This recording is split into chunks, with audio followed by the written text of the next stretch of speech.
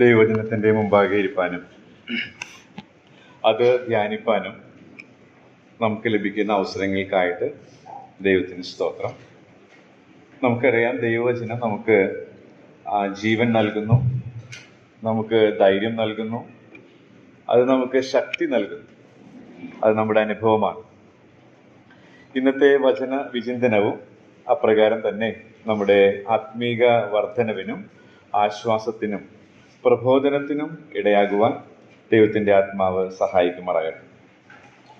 കഴിഞ്ഞ നാളുകളിൽ നിങ്ങളുടെ പ്രാർത്ഥനയ്ക്ക് ഒത്തിരി നന്ദി ഞാൻ അറിയിക്കുന്നു. അനുജനും കുടുംബവും വിദേശത്ത് സന്തോഷമായിരിക്കുന്നു. ഞങ്ങളുടെ മാതാപിതാക്കളും ഒരുവിധം ക്ഷേമമായിരിക്കുന്നു. ഞങ്ങളും കുടുംബമായിട്ട് സന്തോഷമായിരിക്കുന്നു. കഴിഞ്ഞ മാസം ഈ സെപ്റ്റംബർ മാസത്തിൽ പനിയുടേതായിട്ടുള്ള കഫക്കെട്ടിൻ്റെതായിട്ടുള്ള പ്രയാസങ്ങൾ ഇപ്പോഴും ശാരീരികമായിട്ട് ഞങ്ങൾ അനുഭവിക്കുന്നുണ്ട് എങ്കിൽ തന്നെയും ആത്മീകമായും മറ്റു നിലകളിലൊക്കെ കർത്താവ് ഞങ്ങളെ ജയോത്സവമായി നടത്തുന്നു എന്നുള്ളതിൽ ഞങ്ങൾ സന്തോഷിക്കുന്നു. ദൈവത്തിന് സ്തോത്രം ചെയ്യുന്നു. അതിൽ നിങ്ങളുടെ പ്രാർത്ഥന ഉണ്ട് എന്നുള്ളത് ഞങ്ങൾക്കറിയാം. അതിനെ ഒത്തിരി നന്ദി വീണ്ടും അറിയിക്കുകയാണ്. ഇന്നത്തെ വചന വിചിന്തനത്തിനായിട്ട് വേദപണ്ഡിതർ സെർവൻറ്റ് സോങ്സ് എന്ന് വിശേഷിപ്പിക്കുന്ന കർത്താവ് ജനിക്കുന്നതിന് മുൻപ് ഏകദേശം 700 വർഷങ്ങൾക്ക് മുൻപ് കർത്താവിനെ കുറിച്ച് പ്രവചനാത്മാവിൽ യെശയ്യാ പ്രവാചകൻ എഴുതിയിരിക്കുന്ന വേദഭാഗത്ത് നിന്ന് ചില കാര്യങ്ങൾ നിങ്ങളുടെ ശ്രദ്ധയിലേക്ക് ചൂണ്ടിക്കാണിക്കുവാനായിട്ട് ഞാൻ ആഗ്രഹിക്കുകയാണ്. ഈ വേദഭാഗത്തിലേക്ക് ഞാൻ എൻ്റെ ശ്രദ്ധ തിരിയാനായിട്ട് കാരണം, ഈ വർഷീയ അധ്യയന വർഷത്തിൽ നമ്മുടെ സർക്കാർ ഒരു പ്രത്യേകമായ കാര്യം അധ്യാപകരായ ഞങ്ങളോട് ചെയ്യാനായിട്ട് ആവശ്യപ്പെട്ടിരുന്നു. അത് മറ്റൊന്നുമല്ല, കുട്ടിയെ അറിയുക. അപ്പോൾ എൻ്റെ കുട്ടി എന്നുള്ള രീതിയിൽ ഞങ്ങളൊരു പുസ്തകം തയ്യാറാക്കണം. അതിൽ ആ കുട്ടിയെക്കുറിച്ച്, നമ്മൾ പഠിപ്പിക്കുന്ന കുട്ടിയെക്കുറിച്ച് എല്ലാ വിവരങ്ങളും അതിൽ നമ്മൾ രേഖയാക്കണം. അങ്ങനെ 53 കുട്ടികളാണ് എൻ്റെ ക്ലാസ്സിലുള്ളത്. ആ കുട്ടികൾ ഓരോരുത്തരായിട്ട് ഞാൻ അവരെ മനസ്സിലാക്കാനായിട്ടും അവരുടെ വീടുകൾ സന്ദർശിക്കേണ്ടത്, ആവശ്യമുള്ളവരുടെ വീടുകൾ സന്ദർശിക്കേണ്ടതിനായിട്ടൊക്കെ ശ്രമിച്ചപ്പോൾ മനസ്സിലാക്കിയ കാര്യം എന്ന് പറയുന്നത്, പല കുട്ടികളുടെയും ഭവനങ്ങളിൽ മികച്ച പഠനാന്തരീക്ഷമില്ല എന്നുള്ളതാണ്. അതിൻ്റെ ഒരു പ്രധാനപ്പെട്ട കാരണം എന്ന് പറയുന്നത്, മാതാപിതാക്കൾ ശരിയായ രീതിയിലുള്ള ഒരു കുടുംബ ജീവിതമല്ല കാഴ്ചവെക്കുന്നത് എന്നുള്ളതാണ്. മിക്ക വീടുകളിലും കുട്ടികൾ പഠിക്കാനായിട്ട് പ്രയാസമുള്ള രീതിയിലുള്ളവരുടെ വീടുകളിൽ അവരിൽ നിന്ന് വിവരങ്ങൾ മനസ്സിലാക്കുമ്പോൾ കുട്ടികൾ കരഞ്ഞുകൊണ്ടാണ് പറയുന്നത്, ഇന്നലെ രാത്രിയിലും എൻ്റെ അച്ഛൻ അമ്മയെ പാത്രം കൊണ്ട് തലക്കടിച്ചു, ഇന്നലെ അച്ഛൻ മദ്യപിച്ചു വന്നതുകൊണ്ട് എനിക്ക് പഠിക്കാൻ സാധിച്ചില്ല. അങ്ങനെയുള്ള അനേക കുട്ടികൾ നമ്മുടെ മധ്യത്തിലുണ്ട് എന്നുള്ളത് ഞാൻ ഒരു സർവേ നടത്തിയപ്പോൾ മനസ്സിലാക്കാനായിട്ട് ഇടയായിട്ട് തീർന്നു. അപ്പോൾ ഞാൻ ചിന്തിച്ചു, അവർക്കൊന്നും നമ്മെപ്പോലെ പിന്തുടരുവാനായിട്ട് നല്ലൊരു മാതൃകയില്ല.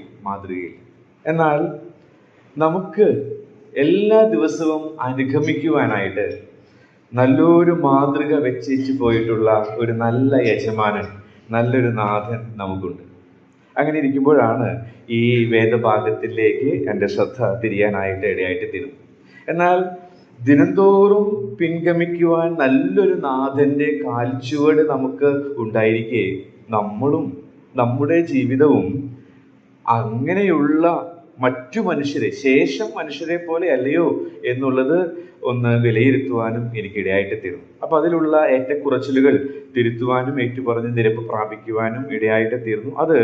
ആ ചിന്തകൾ നിങ്ങളുമായിട്ട് പങ്കിടാമെന്ന് ഞാൻ ആഗ്രഹിക്കുകയാണ്. അതിനാധാരമായിട്ട് യെശയ്യാ പ്രവചനം 50-ാം അധ്യായത്തിൻ്റെ 4-ാമത്തെ വാക്യവും 10-ാമത്തെ വാക്യവും നമുക്ക് വായിക്കാം. അതിൽ നിന്നുള്ള ചിന്തകളാണ് ഇന്ന് വേഗത്തിൽ നിങ്ങളുടെ ശ്രദ്ധയിലേക്ക് കൊണ്ടുവരുവാനായിട്ട് ഞാൻ ആഗ്രഹിക്കുന്നത്. യെശയ്യാ പ്രവചനം 50-ാം അധ്യായത്തിൻ്റെ 4-ാമത്തെ വാക്യവും 10-ാമത്തെ വാക്യവും. തളർന്നിരിക്കുന്നവനെ വാക്കുകൊണ്ട് താങ്ങുവാൻ അറിയേണ്ടതിന് യഹോവയായ കർത്താവ് എനിക്ക് ശിഷ്യന്മാരുടെ നാവ് തന്നിരിക്കുന്നു. അവൻ രാവിലെ തോറും ഉണർത്തുന്നു, ശിഷ്യന്മാരെ പോലെ കേൾക്കേണ്ടതിന് അവൻ എൻ്റെ ചെവി ഉണർത്തുന്നു. നിങ്ങൾ യഹോവയെ ഭയപ്പെടുകയും അവന്റെ ദാസന്റെ വാക്ക് കേട്ടനുസരിക്കുകയും ചെയ്യുന്നവനാണ്. തനിക്ക് പ്രകാശമില്ലാതെ അന്ധകാരത്തിൽ നിന്നുണ്ടായി അവൻ യഹോവയുടെ നാമത്തിൽ ആശ്രയിച്ച് തന്റെ ദൈവത്തിന്മേൽ ചാരിക്കൊള്ളട്ടെ. ഓക്കെ, ഇതിലെ 10ാമത്തെ വാക്യം പലപ്പോഴും നമ്മൾ മനഃപ്പാഠം ആക്കുകയും പല സന്ദർഭങ്ങളിൽ നമ്മെ ധൈര്യപ്പെടുത്തുകയും ചെയ്തിട്ടുള്ള ഒരു വാക്യമാണ് എന്നുള്ളതിന് യാതൊരു സംശയവുമില്ല. ഒരിക്കലെ 2 വ്യക്തികൾ, അവർ സുഹൃത്തുക്കളാണ്. അപ്പോൾ ഒരു വ്യക്തിക്ക് സ്കൂട്ടർ ഓടിക്കാൻ അറിയാം എന്നുള്ളത് മറ്റൊരു വ്യക്തിക്ക് അറിയാം. അപ്പോൾ മറ്റേ വ്യക്തിക്ക് സ്കൂട്ടർ ഓടിക്കാൻ പഠിക്കണമെന്ന് ആഗ്രഹമുണ്ട്. അങ്ങനെ സ്കൂട്ടർ ഓടിക്കാനായിട്ട് ഈ അറിയാമെന്നുള്ള ഭാവത്തിലുള്ള ഈ വ്യക്തി പഠിപ്പിക്കാനായിട്ട് തീരുമാനിച്ചു. ഞാൻ വായിച്ചൊരു കഥയാണ്.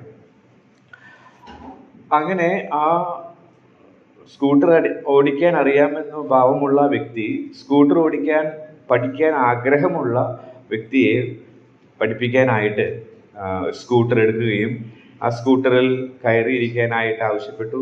സൈക്കിൾ ബാലൻസ് മതി സ്കൂട്ടർ ഓടിക്കാൻ എന്ന് പറഞ്ഞ് ധൈര്യപ്പെടുത്തി. എന്നിട്ട് ഞാനതിൻ്റെ പിറകിലിരുന്ന് ആവശ്യമുള്ള നിർദ്ദേശങ്ങൾ നൽകാം എന്നൊക്കെ പറഞ്ഞു.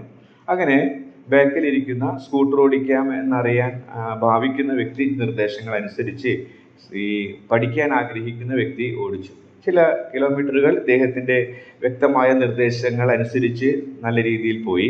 പോകുന്ന വഴിക്ക് ഒരു ചായക്കട കണ്ടു. ആ ചായക്കടയിൽ കയറി ചായ കുടിക്കാനായിട്ട് തീരുമാനിച്ചു. ചായ കുടിച്ചു കഴിഞ്ഞ് ഇറങ്ങുമ്പോൾ ഈ പഠിക്കാനായിട്ട് ആഗ്രഹിച്ച് ഇത്ര നേരം ഓടിച്ച വ്യക്തി പറഞ്ഞു, ഇനി കുറച്ച് ദൂരം കൂടി ഉണ്ട് വീട്ടിലേക്ക്, ആ ദൂരം താങ്കൾ ഓടിക്കുക, ഞാൻ പുറകിലിരിക്കാമെന്ന് പറഞ്ഞു. അപ്പോൾ അദ്ദേഹം പറഞ്ഞു, എനിക്ക് സ്കൂട്ടർ ഓടിക്കുന്നത് പഠിപ്പിക്കാനേ അറിയൂ, ഓടിക്കാനായിട്ട് അറിയത്തില്ല എന്ന് പറഞ്ഞു. ഈ കഥ ഞാൻ വായിച്ചപ്പോൾ നമ്മുടെ അവസ്ഥ ഇങ്ങനെയാണ് എന്നുള്ളത് എനിക്ക് ഓർക്കാനിടയായിട്ട് തീർന്നു. നമുക്ക് പഠിപ്പിക്കാനേ അറിയൂ, പാലിക്കാൻ അറിയില്ല. നമുക്ക് കേൾക്കാനേ അറിയൂ, കാക്കുവാൻ അറിയില്ല എന്നുള്ളത് ഒരു വ്യക്തമായൊരു വസ്തുതയാണ്. എന്നാൽ നമ്മുടെ കർത്താവിനെ കുറിച്ച് നാം ഈ വായിച്ച വേദഭാഗത്തിൽ വന്നപ്പോൾ കർത്താവിനെ പാലിക്കാൻ അറിയാം എന്നിട്ടേ അവൻ പഠിപ്പിച്ചുള്ളൂ. കർത്താവിനെ കേൾക്കുവാൻ അറിയാം, അത് കാക്കുവാൻ അറിയാം എന്നുള്ളത് 4ാം വാക്യത്തിൽ നിന്ന് നമുക്ക് മനസ്സിലാക്കാനായിട്ട് സാധിക്കും. അപ്പോൾ ഈ വചനം നാം കേവലം പഠിക്കുകയും പഠിച്ച് നമ്മുടെ തലയുടെ ഉള്ള അറിവ് വർദ്ധിച്ച് തലക്കനമുള്ളവരായിട്ട് തീരണമെന്നല്ല കർത്താവ് നമ്മെക്കുറിച്ച് ആഗ്രഹിക്കുന്നത്. മറിച്ച് നാം ദൈവവചനം പഠിക്കും തോറും കർത്താവിനെ പോലെ ആകണം എന്നുള്ളതാണ് കർത്താവ് നമ്മെക്കുറിച്ച് ആഗ്രഹിക്കുന്നത്. അങ്ങനെ കേൾക്കുന്ന വചനം കാക്കുന്നവരായും പഠിക്കുന്ന വചനം പാലിക്കുന്നവരായിട്ട് തീരുവാൻ ദൈവത്തിൻ്റെ ആത്മാവ് നമ്മെ സഹായിക്കുമാറാകട്ടെ.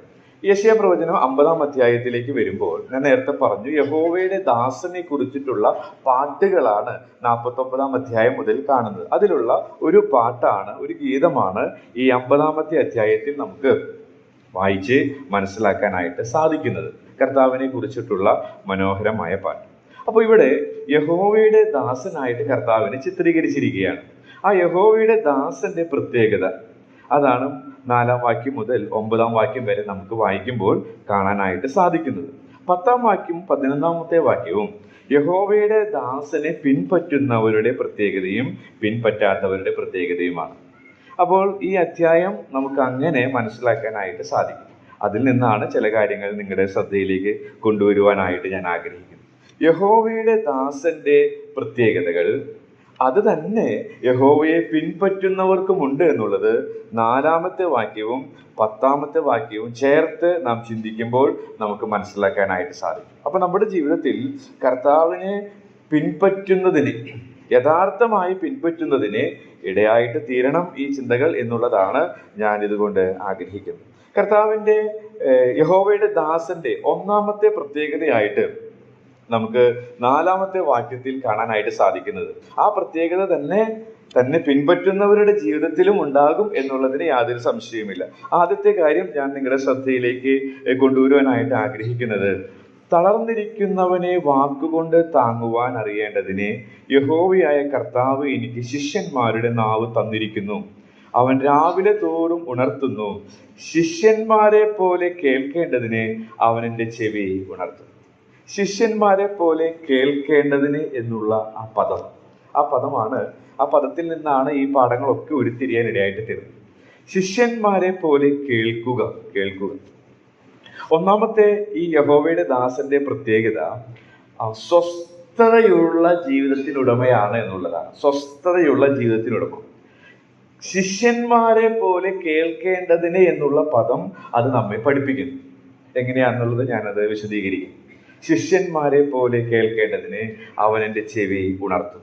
അപ്പൊ ഒന്നാമത് ഈ യഹോവയുടെ ദാസനിൽ നിന്ന് നമുക്ക് പഠിക്കാൻ കഴിയുന്ന, അല്ലെങ്കിൽ ആ യഹോവയുടെ ദാസന്റെ മഹത്വം നമുക്ക് കാണാനായിട്ട് സാധിക്കുന്നത്, യഹോവയുടെ ദാസൻ സ്വസ്ഥത അനുഭവിക്കുന്നവനായിരുന്നു. അവനെ പിൻപറ്റുന്ന നമ്മിൽ നിന്നും ദൈവം പ്രതീക്ഷിക്കുന്നത് നാമും സ്വസ്ഥതയുള്ള ജീവിതം നയിക്കണമെന്നുള്ളത്. ഇനി അതെങ്ങനെ മനസ്സിലാക്കാനായിട്ട് സാധിക്കും? നമ്മുടെ എന്തെങ്കിലും ആശയം അതിലിടുകയാണോ? അതല്ല. അതിൽ നിന്ന് ആ പദങ്ങൾ നാം ധ്യാനിക്കുമ്പോൾ ദൈവത്തിന്റെ ആത്മാവ് നൽകുന്ന സന്ദേശമാണ് ഞാൻ പറയാനായിട്ട് ശ്രമിക്കുന്നത്. നമുക്കറിയാം, ശിഷ്യന്മാരെ പോലെ കേൾക്കാനായിട്ട് രാവിലെ തോറും ഉണർത്തുക എന്ന് വെച്ചാൽ പിതാവിന്റെ ശബ്ദം രാവിലെ തോറും കേൾക്കുന്ന ഒരു പുത്രനെയാണ് നമുക്ക് ഇവിടെ കാണാനായിട്ട് സാധിക്കുന്നത്. പിതാവിന്റെ ശബ്ദം ദിനംതോറും, കർത്താവ് ഭൂമിയിലായിരുന്നപ്പോൾ ദിനംതോറും കേൾക്കുന്ന ഒരു കർത്താവ്. അപ്പൊ നമുക്കറിയാം, ദൈവത്തിന്റെ ശബ്ദം ദിനംതോറും കേൾക്കാൻ നമുക്ക് സാധിക്കണമെങ്കിൽ നമ്മുടെ ജീവിതത്തിൽ സ്വസ്ഥത ഉണ്ടായിരിക്കണം. നമ്മുടെ ജീവിതം ക്രിസ്തുവിന്റെ സമാധാനം വസിക്കുന്നതായിരിക്കണം. പാപം, അതുപോലെ കയ്പും വിദ്വേഷവും അസൂയയും ഞെരുക്കവും അങ്ങനെയുള്ളതെല്ലാം കുമിഞ്ഞുകൂടിയിരിക്കുന്ന അസ്വസ്ഥതയുള്ള ഒരു ഹൃദയത്തില് ദൈവാത്മാവിന്റെ ശബ്ദം കേൾക്കാനായിട്ട് സാധിക്കുകയില്ല. നമ്മുടെ കർത്താവിനെ യഹോവയുടെ ദാസനായിട്ട് ഇവിടെ ചിത്രീകരിക്കുമ്പോൾ അവൻ പിതാവിന്റെ ശബ്ദം ദിനംതോറും കേൾക്കുകയാണ്. അങ്ങനെ കേൾക്കുന്ന കർത്താവിനെ കുറിച്ച് നാം വായിക്കുന്നത് ശിഷ്യന്മാരുടെ നാവ്, അതായത് മറ്റുള്ളവരെ താങ്ങുവാനും ആശ്വസിപ്പിക്കുവാനും തനിക്ക് മാനസികമായ നിലയിൽ നാം ചിന്തിക്കുമ്പോൾ സാധിച്ചു എന്നുള്ളതാണ്.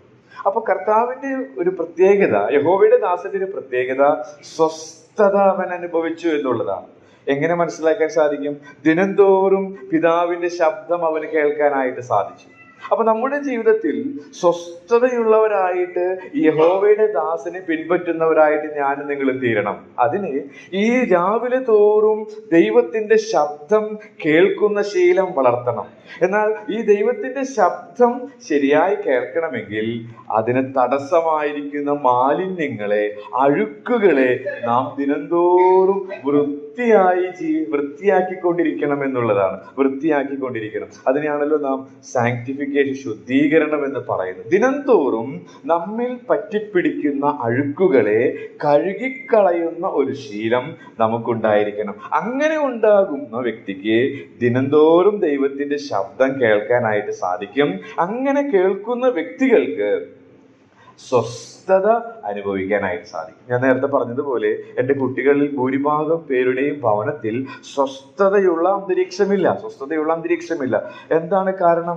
അവരുടെ ഉള്ളിലുള്ള പാപം ആ കുടുംബജീവിത അന്തരീക്ഷത്തെ നശിപ്പിക്കുകയാണ്. അപ്പോൾ ഇവിടെ ഇരിക്കുന്നവരിൽ ഈ സ്വസ്ഥതയുള്ള ജീവിതം അനുഭവിക്കുവാൻ, ആസ്വദിക്കുവാൻ നിങ്ങൾക്ക് സാധിക്കണമെങ്കിൽ നിങ്ങളിലുള്ള അഴുക്ക് ആത്യന്തികമായിട്ട് നീങ്ങിപ്പോകേണ്ടത് ആവശ്യമാണ്. അങ്ങനെ അഴുക്ക് നീങ്ങിപ്പോകുവാനായിട്ട് ഈ ലോകത്തിലെ ഒറ്റ ഡിറ്റർജന്റുകൾക്കും സാധിക്കുകയില്ല. നമുക്കറിയാം, അവന്റെ പുത്രനായ യേശുവിന്റെ രക്തത്തിന് മാത്രമേ നമ്മിലുള്ള പാപം എന്ന ഈ അഴുക്ക്, ഈ മാലിന്യത്തെ മാറ്റുവാനായിട്ട് സാധിക്കുകയുള്ളൂ. അത് വെണ്മയുള്ളതാക്കി തീർക്കാനായിട്ട് സാധിക്കുകയുള്ളൂ. അത് തീർത്തും സൗജന്യമാണ്. കർത്താവിന്റെ അടുക്കൽ വന്ന് നമ്മുടെ ആ പാപാവസ്ഥ ബോധ്യപ്പെടുന്ന ഒരു വ്യക്തി കർത്താവിന്റെ അടുക്കൽ വന്ന് ശുദ്ധിക്കായി ആ കുഞ്ഞാടിന്റെ കാൽക്കൽ വീണാൽ, അവന്റെ അരികിൽ വന്നാൽ ജീവിതം അഴുക്കുള്ളതെല്ലാം മാറി വെണ്മയുള്ളതായിട്ട്. അങ്ങനെയുള്ള വ്യക്തികൾക്കാണ് ദിനംതോറും ജീവിക്കുമ്പോൾ അവന്റെ ശബ്ദം കേൾക്കാനായിട്ട് സാധിക്കുക. എന്നാൽ അങ്ങനെ ഒരിക്കൽ എന്നേക്കുമായി അഴുക്കെല്ലാം മാറിയ വ്യക്തികൾക്കും ദിനംതോറും ഈ പാപജഡത്തിൽ ജീവിക്കുമ്പോൾ മാലിന്യങ്ങൾ പറ്റാൻ സാധ്യതയുണ്ട്. ഓരോരുത്തരുടെ ജീവിതത്തിൽ പറ്റുന്ന മാലിന്യങ്ങൾ ഒരുപോലെയുള്ളതല്ല.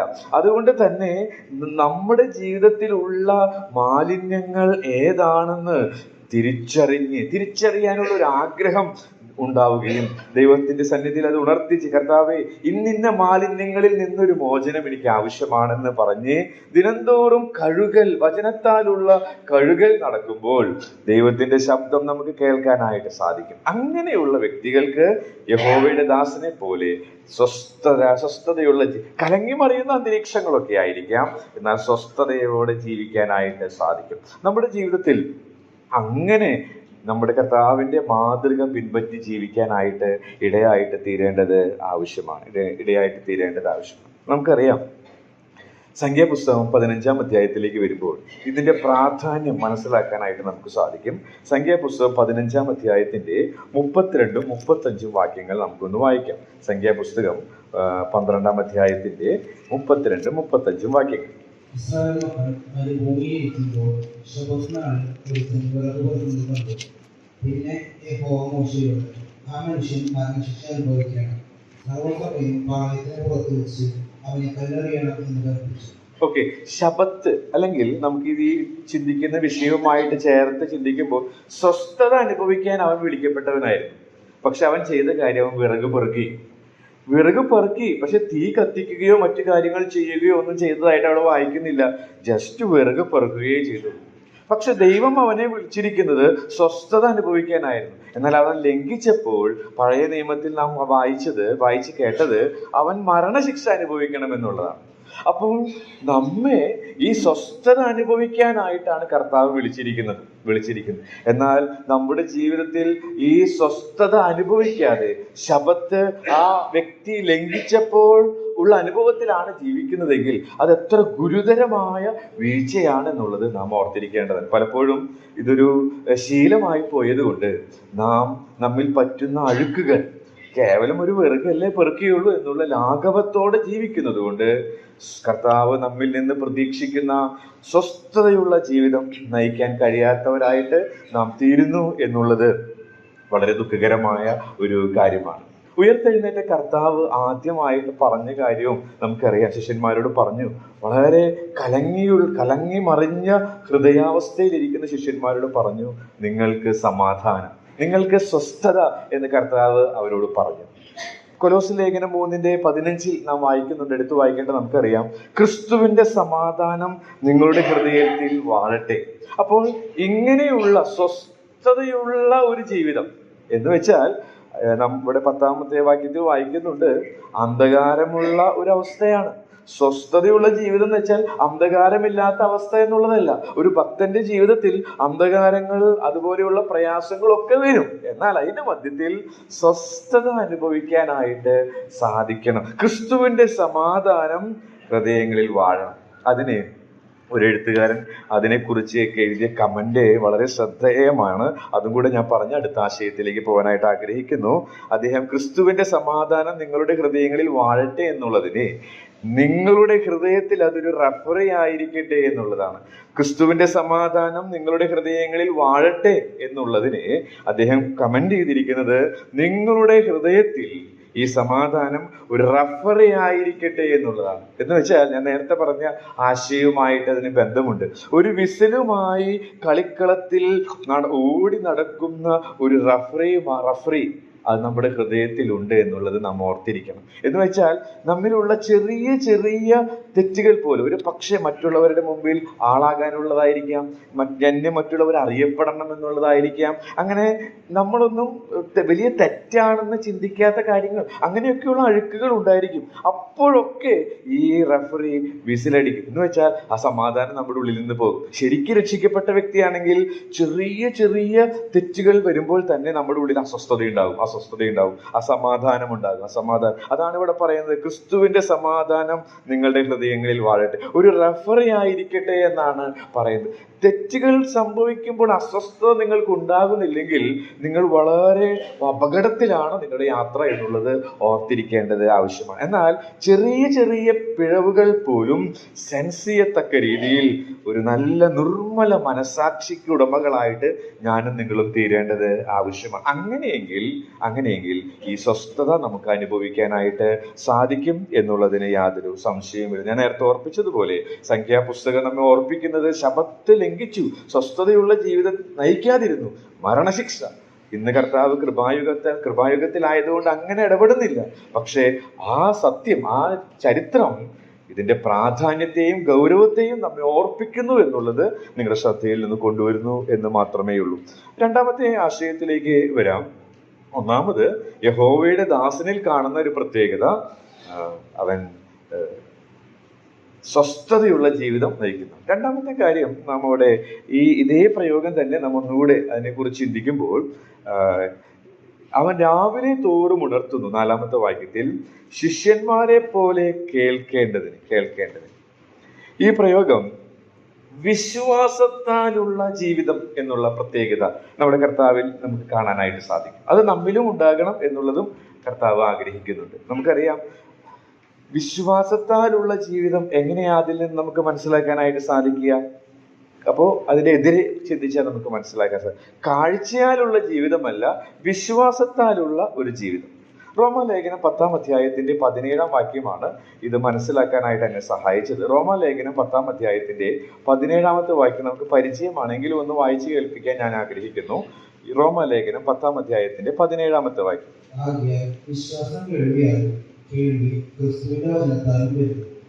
വിശ്വാസം കേൾവിയാലാണ്, കേൾവി ക്രിസ്തുവിന്റെ വചനത്താലും വരും. നമ്മോട് വായിച്ചത്, അവൻ രാവിലെ തോറും ഉണർത്തുന്നു, ശിഷ്യന്മാരെ പോലെ കേൾക്കേണ്ടതിനെ അവൻ എൻ്റെ ചെവി ഉണർത്തുന്നു എന്നുള്ളതാണ്. അപ്പൊ വിശ്വാസത്താലുള്ള ഒരു ജീവിതം, നമ്മുടെ ജീവിതം അങ്ങനെ കാഴ്ചയാലുള്ളതല്ല. കാഴ്ചയാലുള്ളത് എന്ന് വെച്ചാൽ ജഡത്തിനും മനോവികാരങ്ങൾക്കും ഇഷ്ടമുള്ളതുപോലെ യാതൊരു നിയന്ത്രണവുമില്ലാതെ ജീവിക്കുക എന്നുള്ളതാണ്. എന്നാൽ വിശ്വാസത്താലുള്ള ജീവിതം എന്ന് പറയുന്നത് അത് വിശ്വാസം ഉത്ഭവിക്കുന്നത് തന്നെ കേൾവിയാലാണ്. എന്തിന്റെ കേൾവിയാണെന്ന് അവിടെ പറയുന്നുണ്ട്? ക്രിസ്തുവിന്റെ വചനത്താലുള്ള കേൾവി. അപ്പോൾ നമ്മുടെ ജീവിതത്തിൽ വിശ്വാസം ഉളവാകണമെങ്കിൽ ക്രിസ്തുവിന്റെ വചനം കേൾക്കണം. എങ്ങനെയാ ക്രിസ്തുവിന്റെ വചനം അല്ലെങ്കിൽ ക്രിസ്തുവിന്റെ ശബ്ദം നമുക്ക് കേൾക്കാനായിട്ട് സാധിക്കുക? നമുക്കറിയാം, ദിനംതോറും നാം തിരുവെഴുത്തുകളുടെ മുമ്പാകെ ഇരിക്കുമ്പോൾ ദൈവത്തിന്റെ ആത്മാവ് നമ്മളോട് സംസാരിക്കും. ആ ശബ്ദം നാം തിരുവെഴുത്തിലൂടെ കേൾക്കുന്നവരായിട്ട് തീരുമ്പോൾ ഓരോ ദിവസവും നമ്മുടെ വിശ്വാസത്തിന്റെ മസിലുകൾ ശക്തിപ്പെടാനായിട്ട്, വിശ്വാസം നമ്മിൽ ഉത്ഭവിക്കാനായിട്ട്, വളരുവാനായിട്ട് ഇടയായിട്ട് തീരും. അപ്പൊ നേരെ തിരിച്ചു ചിന്തിക്കുക, ഇങ്ങനെ ദിനംതോറും ദൈവത്തിന്റെ ആത്മാവിന്റെ ശബ്ദം രക്ഷിക്കപ്പെട്ട ദൈവപൈതൽ കേൾക്കാനായിട്ട് ശ്രമിക്കുന്നില്ലെങ്കിലോ അവനിൽ വിശ്വാസം ഉത്ഭവിക്കുകയില്ല, വിശ്വാസം വളരുകയില്ല, വിശ്വാസത്തിന്റെ മസിലുകൾ ദൃഢപ്പെടുകയില്ല, വിശ്വാസത്തിന്റെ വേരുകൾ ക്രിസ്തുവിന്റെ സ്നേഹത്താൽ ഊർന്നിറങ്ങുകയില്ല. അപ്പോൾ എന്ത് സംഭവിക്കും? അവന്റെ ജീവിതം കാഴ്ചയാലുള്ളതായിട്ട് തീരും. എന്ന് വെച്ചാൽ ജഡത്തിനും മനോവികാരങ്ങൾക്കും ഇഷ്ടം പോലെയുള്ള ജീവിതമായിട്ട് തീരും. അപ്പൊ ചില വിശ്വാസികൾ എന്ന് അവകാശപ്പെടുന്നവരുടെ ജീവിതത്തിൽ അവർ ജഡത്തിനും മനോവികാരങ്ങൾക്കും ഇഷ്ടമുള്ളത് ചെയ്ത് ജീവിക്കുന്നുവെങ്കിൽ അതിന്റെ അർത്ഥം എന്ന് പറയുന്നത് ദിനംതോറും ദൈവത്തിന്റെ ആത്മാവിന്റെ ശബ്ദം കേൾക്കുന്നില്ല.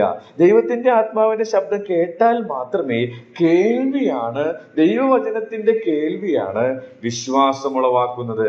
അപ്പോൾ ദൈവവചനത്തിന്റെ കേൾവി, അതിനായിട്ട് ദിനംതോറും അവൾ സമയം ചെലവഴിക്കാത്തിടത്തോളം കാലം അവളുടെ ജീവിതത്തിൽ വിശ്വാസം ഉത്ഭവിക്കുകയില്ല. അങ്ങനെ ജഡത്തിനും മനോവികാരങ്ങൾക്കും ഇഷ്ടമായത് ചെയ്ത് കർത്താവ് ഈ തലമുറയിൽ അവരെ കൊണ്ട് ചെയ്യാൻ ഉദ്ദേശിക്കുന്ന ശുശ്രൂഷ ചെയ്യുവാൻ കഴിവില്ലാത്തവരായിട്ട് അവർ തീരും എന്നുള്ളത് വളരെ ദുഃഖകരമായ ഒരു കാര്യമാണ്. അപ്പോസ്തലപ്രവൃത്തി 12-ാം അധ്യായത്തിലേക്ക് വരുമ്പോൾ 13-ാം അധ്യായത്തിലേക്ക് വരുമ്പോൾ പൗലോസിന്റെ മാതൃക നമുക്ക് കാണാനായിട്ട് സാധിക്കുന്നുണ്ട്. ഇതിനോടുള്ള ബന്ധത്തിൽ അപ്പോസ്തലപ്രവൃത്തി 13-ാം അധ്യായത്തിന്റെ രണ്ടാമത്തെ വാക്യം നമുക്ക് വായിക്കാം. 13-ാമത്തെ ആയതിന്റെ രണ്ടാമത്തെ വാക്യം. അവർ കർത്താവിനെ ആരാധിച്ച് ഉപവസിച്ചുകൊണ്ടിരിക്കുമ്പോൾ ഞാൻ ബർന്നബാസിനെയും ശൗലിനെയും വിളിച്ചിരിക്കുന്ന വേലയ്ക്കായിട്ട് അവരെ എനിക്ക് വേർതിരിപ്പിരുന്ന് പരിശുദ്ധാത്മാവ് പറഞ്ഞു. പരിശുദ്ധാത്മാവ് പറഞ്ഞു വിളിച്ചിരിക്കുന്ന വേല.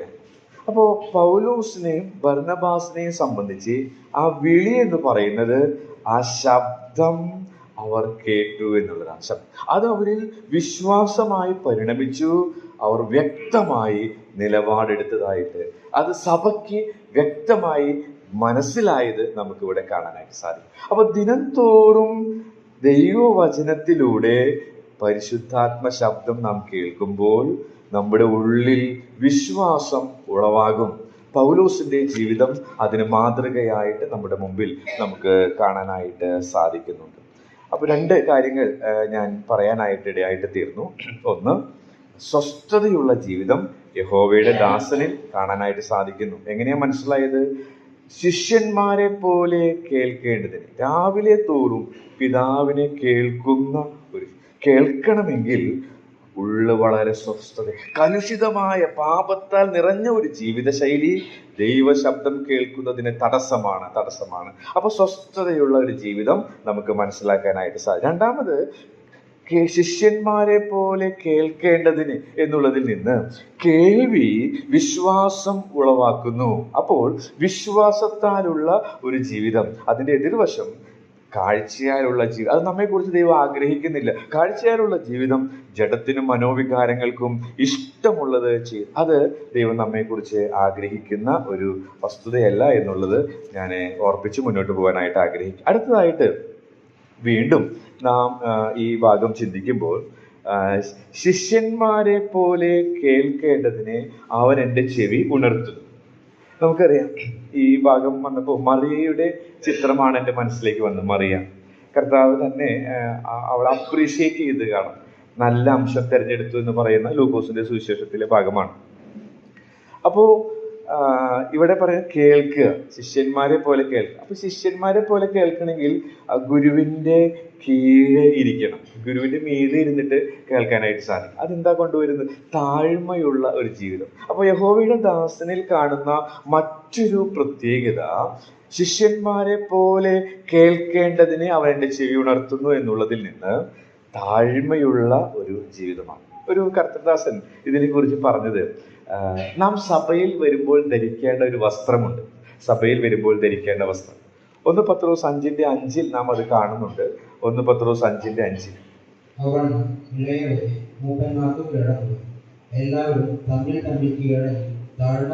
ഓക്കെ, താഴ്മ ധരിച്ചു കൊള്ളുവിൻ. അപ്പൊ നമ്മള് സഭയിൽ വരുമ്പോൾ മാത്രമല്ല, ഇവിടെ സഭയോടുള്ള ബന്ധത്തിൽ പറഞ്ഞപ്പോൾ അദ്ദേഹം അത് രസാവഹമായി പറഞ്ഞു എന്നേ ഉള്ളൂ.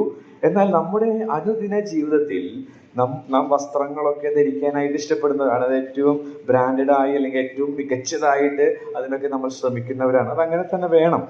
മോശമായ വസ്ത്രം ധരിക്കണമെന്ന് നമ്മെക്കുറിച്ച് ആഗ്രഹിക്കുന്നില്ല. പക്ഷേ ഇവിടെ ധരിക്കേണ്ട ഒരു വസ്ത്രത്തെ കുറിച്ച് വ്യക്തമായിട്ട് ദൈവത്തിന്റെ ആത്മാവ് പറയാനത് യാക്കോബിന്റെ ലേഖനത്തിൽ പറഞ്ഞിരിക്കുന്നു. അപ്പൊ തിരുവഴുത്തിൽ അത് ആവർത്തിച്ചിരിക്കുന്നതിൽ നിന്ന് നമ്മിൽ നിന്ന് വിളങ്ങേണ്ട അല്ലെങ്കിൽ നാം ധരിക്കേണ്ട, നമ്മെ മറ്റുള്ളവർ കാണുമ്പോൾ നാം ധരിച്ചിരിക്കുന്നതായിട്ട് മനസ്സിലാക്കേണ്ട വസ്ത്രം എന്ന് പറയുന്നത് താഴ്മയാണ്. താഴ്മയെ കുറിച്ചിട്ടുള്ള ഒരു നിർവചനം അതെപ്പോഴും എൻ്റെ മനസ്സിലുള്ളത്, എൻ്റെ സ്വന്തം വിവേകം എന്നോട് പറയുന്നത് ചെയ്യാതെ ദൈവം പറയുന്നത് ചെയ്യാൻ മനസ്സ് വെക്കുന്നതാണ് താഴ്മ. പലപ്പോഴും നമ്മുടെ കഴിവുകൾ കൊണ്ടും നമ്മുടെ മിടുക്കുകൾ കൊണ്ടും നമ്മുടെ സ്വാധീനം കൊണ്ടൊക്കെ നമ്മുടെ സ്വന്തം വിവേകം പറയുന്നത് ചെയ്യാനായിട്ടൊരു തിടുക്കം നമുക്കൊക്കെ ഉണ്ട്. എന്നാൽ അങ്ങനെ ചെയ്യാതെ ദൈവം പറയുന്നത് ചെയ്യാൻ മനസ്സ് വയ്ക്കുക. അതാണ് താഴ്മയെ കുറിച്ചൊരു എഴുത്തുകാരൻ എഴുതിയ മനോഹരമായ ഡെഫിനിഷൻ എൻ്റെ മനസ്സിലുള്ളത്. അപ്പോൾ ഈ വിഷയവുമായി ചിന്തിച്ചപ്പോൾ അത് ചിന്തിക്കാനിടയായി. കർത്താവ് അങ്ങനെയാണ്. കർത്താവ് നമുക്കറിയാവും, പൂർണ്ണ മനുഷ്യനും പൂർണ്ണ ദൈവമാണ്. പക്ഷേ അവൻ മനുഷ്യനായിട്ട് നമ്മെ രക്ഷിക്കാനായിട്ട് ഈ ഭൂമിയിലേക്ക് വന്നപ്പോൾ അവന്റെ വിവേകം അത് തന്നെ മതിയായതാണെങ്കിലും പിതാവിൽ നിന്ന് കേൾക്കുവാനായിട്ട് അങ്ങനെ താഴ്മയുടെ ഒരു മനോഹരമായ ഒരു മാതൃക നമ്മുടെ മുമ്പിൽ അവൻ വെക്കാനായിട്ട് ഇടയായിട്ട് തീരും. നമ്മുടെ ജീവിതത്തിലും താഴ്മയുള്ളവരായിട്ട്. ഈ താഴ്മ എന്ന വസ്ത്രം, താഴ്മ എന്ന് വെച്ചാൽ നമ്മുടെ സ്വന്തം വിവേകം നമ്മളോട് പറയുന്നത് അനുസരിച്ച് ചെയ്യാതെ ദൈവം പറയുന്നത് ചെയ്യാൻ മനസ്സ് വെക്കുന്ന ഒരു മനോഭാവം, അത് ധരിച്ച് ജീവിക്കാനായിട്ട്. അപ്പൊ നമ്മുടെ ജീവിതത്തിൽ ഉന്നതഭാവം വരികയില്ല, നിഗളം വരികയില്ല, വ്യാജഭാവം വരികയില്ല. നാം ആയിരിക്കുന്ന അവസ്ഥ തന്നെ എപ്പോഴും വെളിപ്പെടുത്തി ജീവിക്കാനായിട്ട് നമുക്ക് സാധിക്കും എന്നുള്ളതാണ്. മറിയയിലും ഇത് കാണാനായിട്ട് സാധിക്കും. കർത്താവിന്റെ കാൽക്കൽ ഇരിക്കുകയാണ്, കാൽക്കൽ. അത് താഴ്മയുടെ ഒരു ചിത്രം നമ്മുടെ മനസ്സിലേക്ക് കൊണ്ടുവരികയാണ്. ഈ 10-ാം വാക്യത്തിലും ഈ പറഞ്ഞ ആശയങ്ങളൊക്കെ കാണാനായിട്ട് സാധിക്കും. എന്നാൽ ഞാനിപ്പോൾ അത് ചേർത്ത് പറയുന്നില്ല എന്ന് മാത്രമേ ഉള്ളൂ. അപ്പോൾ താഴ്മയുള്ള ഒരു ജീവിതം നമുക്കുണ്ടായിരിക്കും. 10-ാം വാക്യത്തിൽ ഒരു കാര്യം കൂടെ ഒന്ന് പറഞ്ഞു പോകാമെന്ന് വിചാരിക്കുന്നു. 10-ല് നാം വായിക്കുന്നത് ഇങ്ങനെയാണ്: നിങ്ങളിൽ യഹോവയെ ഭയപ്പെടുകയും അവന്റെ ദാസന്റെ വാക്ക് കേട്ടനുസരിക്കുകയും ചെയ്യുന്നവനാണ്. തനിക്ക് പ്രകാശമില്ലാതെ അന്ധകാരത്തിൽ നടന്നാലും അവൻ യഹോവയുടെ നാമത്തിൽ ആശ്രയിച്ചു. അപ്പോൾ താഴ്മ എന്നുള്ള ആ പദം, ആ സത്യം യഹോവയുടെ നാമത്തിൽ ആശ്രയിച്ച് എന്നുള്ളതുമായിട്ട് നമുക്ക് ചിന്തിക്കാനായിട്ട് സാധിക്കും. ആർക്കാണ് ആശ്രയിക്കാൻ സാധിക്കുക? എനിക്ക് സ്വന്തമായ മിടുക്കുണ്ട്, എനിക്ക് സ്വന്തമായ കഴിവുണ്ട്, എനിക്ക് സ്വന്തമായ ബലമുണ്ട്, എനിക്ക് സ്വന്തമായ സ്വാധീനം. അങ്ങനെയുള്ള വ്യക്തിക്ക് ഒരിക്കലും ദൈവത്തിൽ ആശ്രയിക്കാനായിട്ട് അവൻ ഓൾറെഡി എന്താ പറയുക, അവൻ ഓൾറെഡി കപ്പാസിറ്റി ഉള്ളവനാണ്. എന്നാൽ അതൊന്നുമില്ല എന്നുള്ള ആത്മാവിൽ ദരിദ്രരായിട്ടുള്ള മനോഭാവം എപ്പോഴും സൂക്ഷിക്കാൻ ശ്രമിക്കുന്ന ഒരു വ്യക്തിക്ക് എപ്പോഴും ദൈവത്തിൽ ആശ്രയിക്കാനായിട്ട് സാധിക്കും എന്നുള്ളതിന് യാതൊരു സംശയമില്ല. ഈ ആശ്രയിക്കുക, അതാണ് താഴ്മയായിട്ട് ഞാൻ ചേർത്ത് ചിന്തിച്ചത്. നമുക്കൊരു വ്യക്തിയെ ആശ്രയിക്കണമെങ്കിൽ, അത് ഞാനൊന്ന് പറഞ്ഞ് മുന്നോട്ട് പോവുകയാണ്. ആശ്രയിക്കണമെങ്കിൽ എന്താണ് നമുക്ക് വേണ്ടത്? ഒരു വ്യക്തിയെ നമ്മൾ ആശ്രയിക്കണമെങ്കിൽ ഒന്നാമതായിട്ട് ആ വ്യക്തിയെ അറിയണം എന്നുള്ളതാണ്. അറിയണം. നമ്മുടെ കർത്താവിനെ യഥാർത്ഥമായിട്ട് നാം അറിയുമ്പോൾ മാത്രമാണ് അവനെ പൂർണ്ണമായിട്ട് ആശ്രയിക്കാൻ നമുക്ക് സാധിക്കുകയുള്ളൂ. രണ്ടാമതായിട്ട് ഈ കർത്താവിനെ ആശ്രയിക്കാനായിട്ട് ഇവിടെ നമ്മൾ വായിച്ചത് അന്ധകാരത്തിന്റെ വേളകൾ. എപ്പോഴും പ്രകാശപൂരിതമായ ജീവിതമല്ല കർത്താവിന്റെ മക്കൾക്ക് ഈ ലോകത്തിലുള്ളത്. അന്ധകാരത്തിന്റെ അനുഭവങ്ങളൊക്കെ വരുന്നുണ്ട്. അപ്പൊ അങ്ങനെയുള്ള വേളകളിൽ അവനിൽ മാത്രം ആശ്രയിക്കാനായിട്ട് സാധിക്കണമെങ്കിൽ അങ്ങനെ കടന്നുപോയ അനേകരുടെ ദൃഷ്ടാന്തങ്ങൾ തിരുവഴുത്തിലുണ്ട്. അത് നാം ഗ്രഹിക്കണം, അല്ലെങ്കിൽ മനസ്സിലാക്കണം. ഇത് നമ്മുടെ തോമസ് എഡൻ സ്തോത്രം ചെയ്യുമ്പോൾ ഇടയ്ക്ക് കൊടുക്കാറുണ്ട്.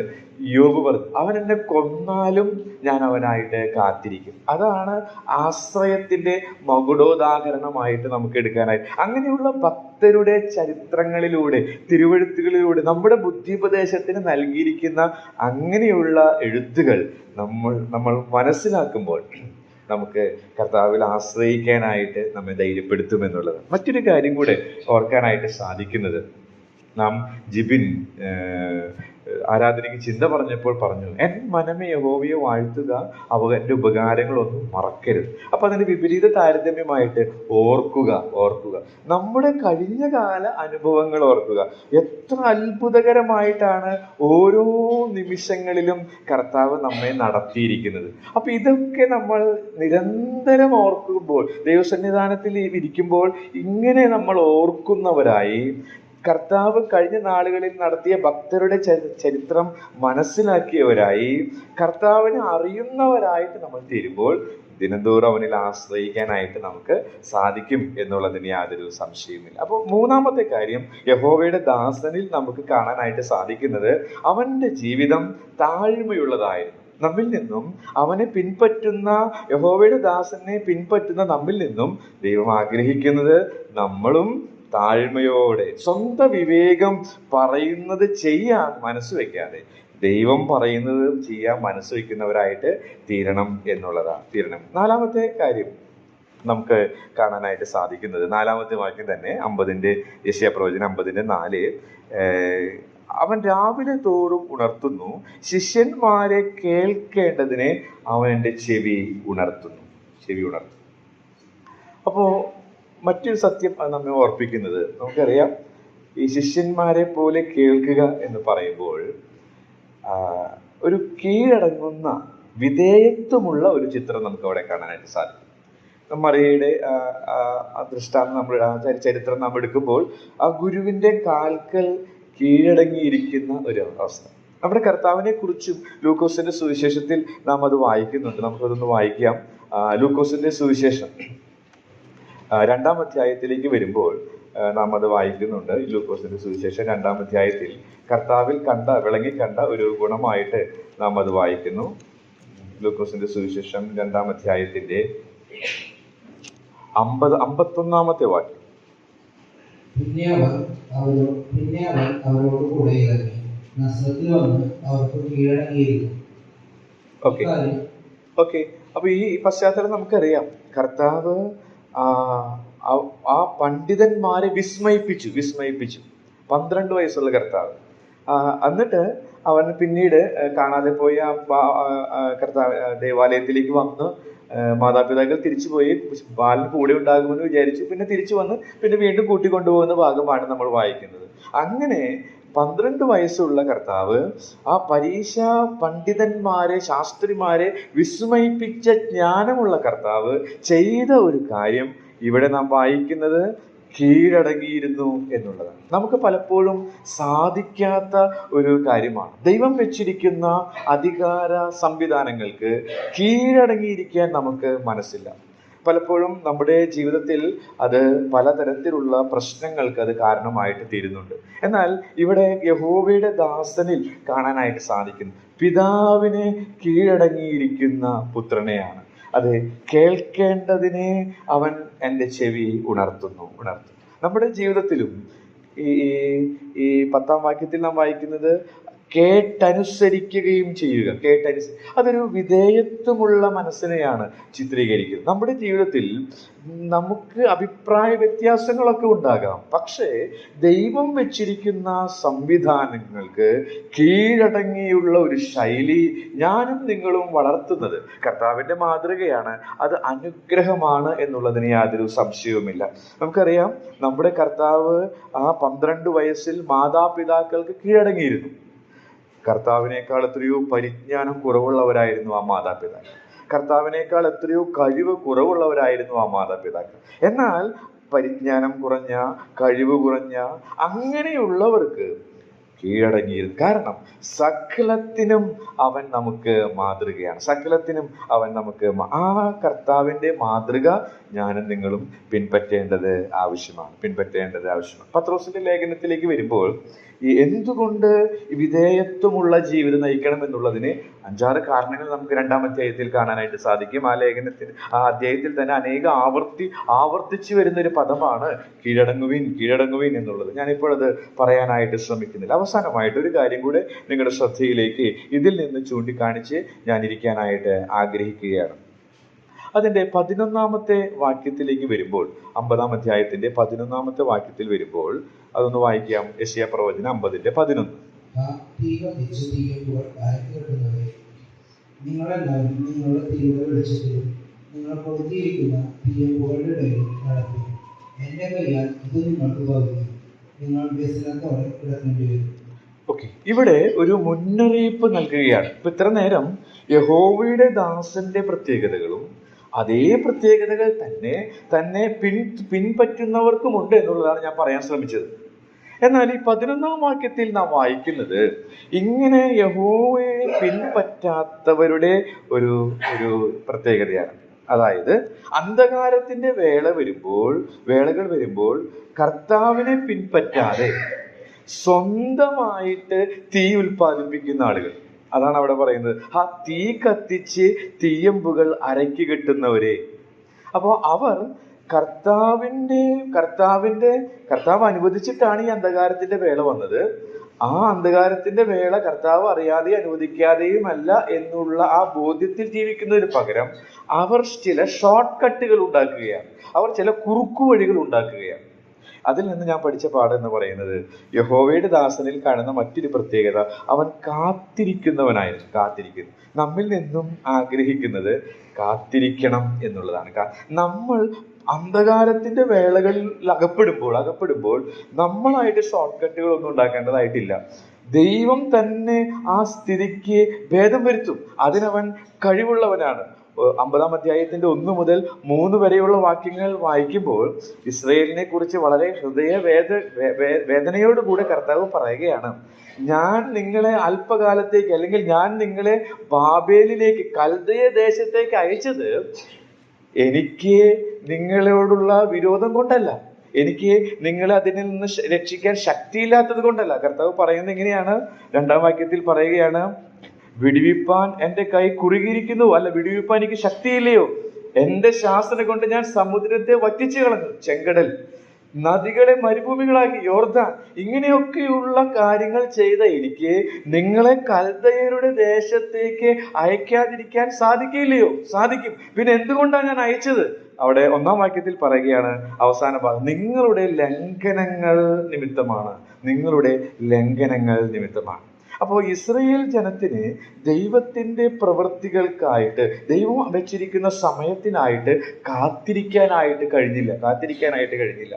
അപ്പോൾ യഹോവയുടെ ദാസനെ പിൻപറ്റുന്നവരുടെ ജീവിതത്തിൽ ഉണ്ടാവുന്ന ഒരു അപകടത്തെ കുറിച്ച് നമുക്ക് അവിടെ കാണാനായിട്ട് സാധിക്കും.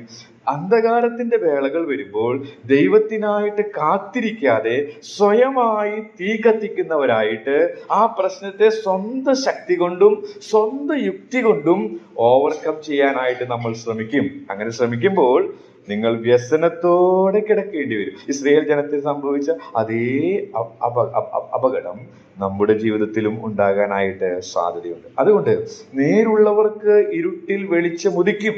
അങ്ങനെ വാഗ്ദത്തം ചെയ്ത കർത്താവ് നാം കടന്നു പോകുന്ന അന്ധകാര വേളയിൽ വെളിച്ചം ഉദിപ്പിക്കുവാൻ ശക്തനാണ്. അതുകൊണ്ട് നാം അവന്റെ സമയത്തിനായിട്ട് കാത്തിരിക്കണം. ഞാനിവിടെ 5 പാഠങ്ങളാണ് യഹോവയുടെ ദാസന്റെ പ്രത്യേകതയായിട്ടും അവനെ പിൻപറ്റുന്നവരുടെ പ്രത്യേകതയായിട്ടും ചൂണ്ടിക്കാണിക്കാനായിട്ട് ഇടയായിട്ട് തീരും. ഒന്നാമത് ഞാൻ പറഞ്ഞത് സ്വസ്ഥതയുള്ള ജീവിതം ആണ്.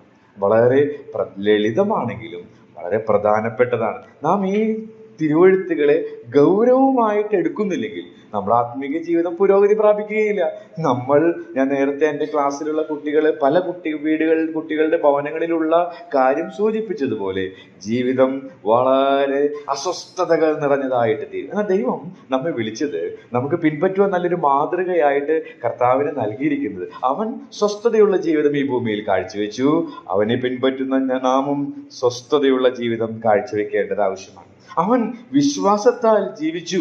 കാരണം പിതാവിന്റെ ശബ്ദം അവൻ കേട്ടു, വിശ്വാസം ഉത്ഭവിച്ചു. നമ്മുടെ ജീവിതത്തിലും ദിനംതോറും തിരുവെഴുത്തുകൾ കേൾക്കുന്ന ശീലമുണ്ടെങ്കിൽ നമ്മിലും വിശ്വാസം ഇല്ലെങ്കിൽ കാഴ്ചയാൽ ജീവിക്കും. ജഡത്തിനും മനോവികാരങ്ങൾക്കും ഇഷ്ടമുള്ള ജീവിതം നാം നയിച്ച് ദൈവത്തിന്റെ ആലോചനയ്ക്ക് ശുശ്രൂഷ ചെയ്യുവാൻ കഴിവില്ലാത്തവരായിട്ട് തീരും. മൂന്നാമതായിട്ട് താഴ്മയുള്ള ഒരു ജീവിതം. സ്വന്തം വിവേകം പറയുന്നത് അനുസരിച്ച് ചെയ്യാതെ ദൈവം പറയുന്നത്, ദൈവത്തിന്റെ ആലോചന അനുസരിക്കാനായിട്ട് നമുക്ക് സാധിക്കണം. മാത്രമല്ല വിധേയത്വമുള്ള കീഴ്പ്പെടുന്ന ജീവിതം നമുക്ക് നയിക്കാനായിട്ട് ഇടയായിട്ട്. മാത്രമല്ല സ്വന്തമായിട്ട് തീ ഉൽപ്പാദിപ്പിക്കാതെ, അന്ധകാരത്തിന്റെ വേളകളിലാണ് കർത്താവ് ഇപ്പോൾ നമ്മെ അനുവദിച്ചിരിക്കുന്നത്, ശരിയാണ്. പക്ഷേ അവൻ വെളിച്ചം ഉദിപ്പിക്കുവാൻ മതിയായവനാണ്. അതുകൊണ്ട് അവന്റെ സമയത്തിനായിട്ട് കാത്തിരിക്കാൻ നമുക്കിട. അങ്ങനെ ഈ നല്ല നാഥനെ പിൻപറ്റി അവന്റെ കാൽച്ചുവട് പിൻപറ്റിക്കൊണ്ട് അനുഗ്രഹീതമായ ശക്തിയുള്ള കരുത്തുള്ള ക്രിസ്തീയ ജീവിതം നയിപ്പാൻ ദൈവത്തിന്റെ ആത്മാവിനെയും നിങ്ങളെയും സഹായിക്കുമാറാകട്ടെ.